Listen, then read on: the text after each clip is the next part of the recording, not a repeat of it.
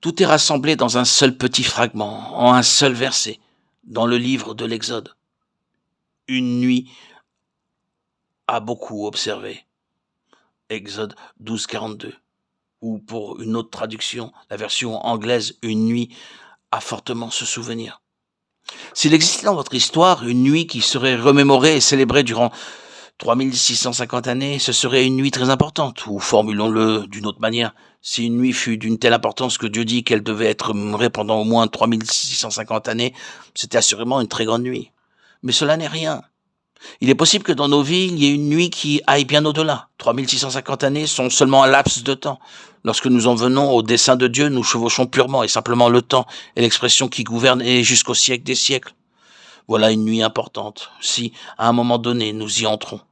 Je veux dire que le jour où nous parvenons à cela est un très très grand jour. Que nous l'appelions une nuit ou non, c'est un moment dont il faut tant se souvenir. Une nuit tant attendue.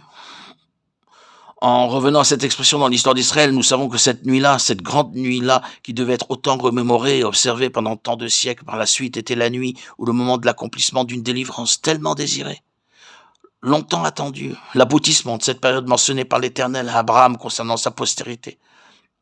480 années se sont achevées à ce moment-là, une longue période d'attente, un long temps pour espérer une délivrance.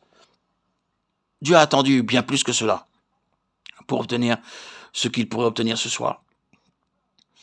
Nous verrons ce que cette chose est. Et il se peut, chers amis, qu'il y ait l'autre aspect à cela, que nous en soyons conscients ou non, il est possible que nous ayons attendu depuis très longtemps cette heure. Vous voyez, le Nouveau Testament de manière distincte et certaine parle du fait que nous avons été élus en Christ avant la fondation du monde. Référez-vous à Éphésiens 1, 4. C'était il y a longtemps, et cependant avec tout ce temps qui s'étend derrière des personnes entre à présent au bénéfice de cette élection, dans la signification et la valeur de cette élection éternelle de Dieu. Et beaucoup d'entre nous savent que nous sommes entrés dans quelque chose avec le Seigneur. Il y a eu un temps d'une crise et d'un mouvement précis de notre part. Mais avons-nous réalisé que cela n'était pas juste une occasion dans le temps ou quelque chose vers quoi nous sommes allés ou qui est venu à nous à un certain moment? Cela jaillit directement de l'éternité passée. C'était un moment éternel, une heure éternelle, un jour éternel. Ce n'est pas seulement quelque chose dans le temps. Et ce qui est sur mon cœur, c'est d'essayer d'apporter devant vous quelque chose de l'immensité de ce à quoi nous sommes appelés. Que si nous y entrons pour la première fois ou non, nous en parvenions à une nouvelle compréhension de cette chose et un nouveau sens de ce qu'elle représente. Ce pourquoi Dieu a attendu et dans un sens pour lequel nous attendons depuis très longtemps. Depuis avant que nous soyons nés, si vous pouvez comprendre cette façon de parler, nous attendions quelque chose que Dieu nous destinait.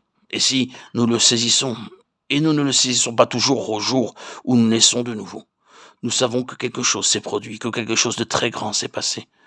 Nous avons le sentiment que c'est pour cela que nous sommes nés, mais nous avons une compréhension très limitée de sa signification. Et là est prévu un moment ou des moments dans nos vies où quelque chose de cela déferle sur nous d'une nouvelle manière. Et nous ressentons comme si tout ce qui avait été précédemment était très, très petit en comparaison de ceci. Il s'agit de la chose pour laquelle nous ne sommes pas seulement nés de manière naturelle, mais pour laquelle nous sommes nés de nouveau spirituellement. Je me souviens du cas d'un cher serviteur de Dieu qui avait été très grandement utilisé par le Seigneur, qui était très renommé, qui est parvenu à un tel jour où éclata sur lui quelque chose de la véritable signification à propos de la plus grande plénitude à laquelle il avait été appelé en Christ. Une telle différence se fit que le matin suivant, à la table du petit déjeuner, ses deux fils dirent « Père, que t'est-il arrivé? Tu sembles être un homme différent. Que t'est-il arrivé ?»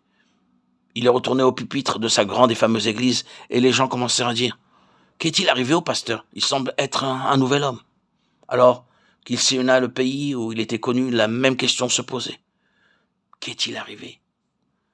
Que lui est-il donc arrivé? Il me le dit personnellement. Vous savez bien que ma conversion fut une chose très réelle. Ce qui m'est arrivé a rendu ma conversion comme n'étant rien comparé à ce qui m'est arrivé ces quelques derniers jours. Peut-être attendons-nous quelque chose comme cela. Eh bien, ce serait une journée ou une nuit à se souvenir beaucoup. Ne le serait-ce pas si cela était ainsi? Eh bien, nous attendons. Et Dieu attend. Et pourquoi donc 480 années dans le cas d'Israël? Pourquoi l'attente? Si c'était l'intention de Dieu depuis toute l'éternité, pourquoi ce délai? S'il a déjà posé ses mains sur les personnes et les a amenées dans une relation avec lui-même, comme il l'avait fait avec Israël, pourquoi cette attente?